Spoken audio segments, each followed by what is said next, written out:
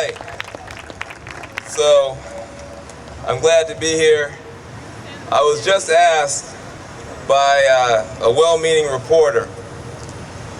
They asked, don't you think that we should be happy today?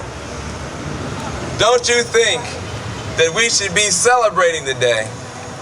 Don't you think that this is a great day because George Bush acknowledged that global warming is a problem?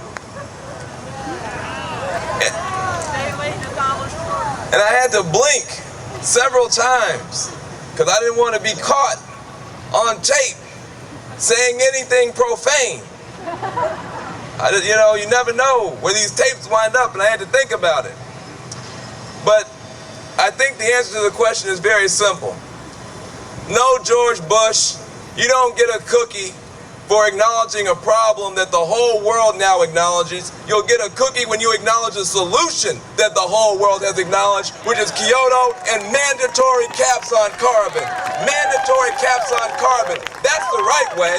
Don't acknowledge the problem and then try to take us the wrong way. And that's the problem with this White House, and that's the problem with George Bush. And the good news is not this phony speech. The good news is not this phony press conference that this phony press op he just pulled off. The good news is, as George Bush tries to lead the world the wrong way, George Bush increasingly is by his little self. He's by his little self going down the wrong road. And here we are together. Here we are together with the biggest opportunity that we've ever had. Many of you know what it's like to be by yourself. Many of you know what it's like to be alone. Many of you were champions of climate change when nobody else was talking about it and worried about it. Many of you were green when green was eco-freak and not eco-chic in Hollywood. Many of you were the pioneers of this effort. And now you're starting to see the country and the world come around to your point of view. This movement is now going from the margin of science, the margin of politics, to the dead center. All the big corporations now are trying to look, walk, talk, and act like you. Every major corporation now has a green initiative trying to catch up to you. Both political parties now sound like the Green Party, trying to catch up to you. John McCain is the clean energy candidate. Everybody is now trying to catch up to you. You have moved from the margin to the center.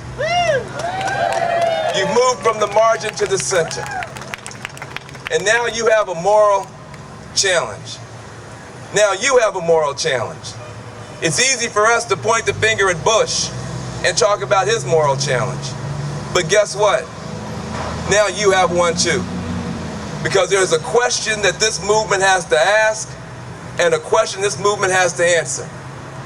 As you move from the margin to the center, who are you going to take with you and who are you going to leave behind? As you move from the margin to the center, who will you take with you and who will you leave behind? Do we have the moral courage to expand this coalition, to say that we want to save the polar bear who just walked in? Give a round of applause to the polar bear.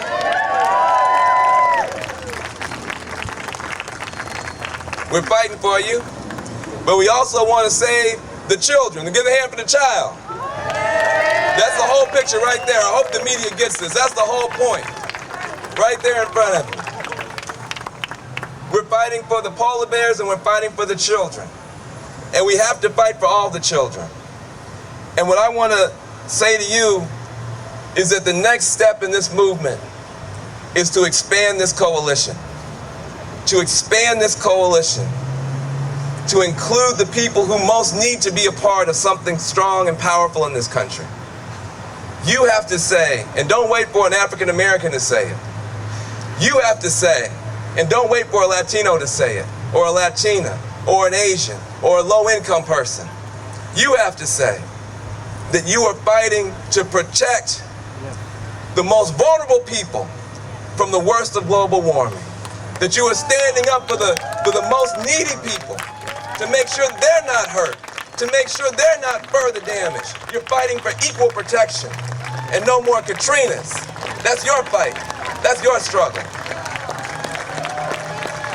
And I would say that beyond that, you have a moral opportunity to say that you want not just equal protection from the worst of global warming, but you also want equal opportunity and equal access to the green economy that's coming.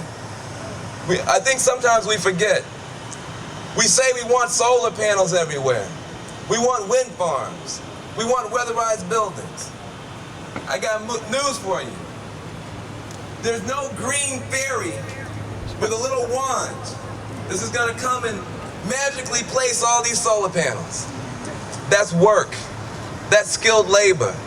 Your demand is really, at its root, a demand for green collar jobs. Green collar jobs for people who don't have work in this country. That's part of this fight. That's what you're fighting for. To create a green economy that's strong enough to lift people out of poverty. A green economy that's strong enough to give people work and wealth and health benefits who've been left out and spat upon in the pollution-based economy, that this movement is for them. This movement puts the poor at the center. You want the equal protection for poor people and equal opportunity for low-income people. Somebody's got to put up these millions of solar panels. Let's take our poor youth that are struggling in urban America, who can't go work in a factory because the factory went to another country, who can't work in a skilled trade because that went to another country. Let's tell them, we've got a skilled trade for you. We want you to become the solar panel installer, because then you're on your way to becoming an electrical engineer. That's a green pathway out of poverty. You can join a union. You can join the Electrical Workers Union. And better than that, within 2 or 3 years, it's a growing industry. You can become a manager. Within a few years after that, you can become an owner. This movement that we're fighting for begins to create work and wealth and help the people who the polluters have left behind. This is this movement that we're building. And I want to say to you that it's not just economically and politically right, it's morally right. Many of you, 2 years ago, were still walking around with tears in your eyes because of what happened in Katrina, what happened to the people of the Gulf Coast. That was not an accident, and it wasn't just an act of racism. It was a logical, necessary, inevitable outcome of a philosophy, of a worldview that you've been hearing about for a long time. What is that worldview? It's a worldview that says we don't need government. The only thing we need government to be strong enough to do is to fight wars. We don't need government. We don't need collective solutions. We don't need collectivism. We don't need each other. All we need is rugged individualism. Just be rugged and individual, and it's all going to work out. And if somebody is struggling, let them stand on their own feet. And if they can't do that, let them sink or swim. It's good for them. Let them sink or swim. We don't need government. Let them sink or swim. And you cut on TV 2 years ago, and you saw people sinking. You saw human beings sinking. You saw an American city underwater. You saw people in wheelchairs sinking. You saw grandmamas on rooftops holding babies, waving American flags, and you saw people sinking in the floodwaters of Katrina. And in that moment, the century was no longer a post-9/11 century. We're living in a post-Katrina age. And in the post-Katrina age, you and I and this whole movement have to say with one voice, we reject any philosophy, any economic policy, any political worldview that says, let people sink or swim in an age of floods. Yeah. We reject it. We reject it. We reject it. And we stand forever on the principle that this movement says no to the politics of sink or swim. We say we are all in this together. We are all in this together, and we're not going to leave anybody behind. We're not going to leave anybody behind. So I'm off. I'm leaving. Keep fighting. This is going to be the place we come back to. We're going to be here in 2 years celebrating not just Kyoto, but Kyoto to the 100th power. We are going to save the earth. We're going to save the polar bears, and we're going to save these poor children too. Thank you very much. Thank you very much.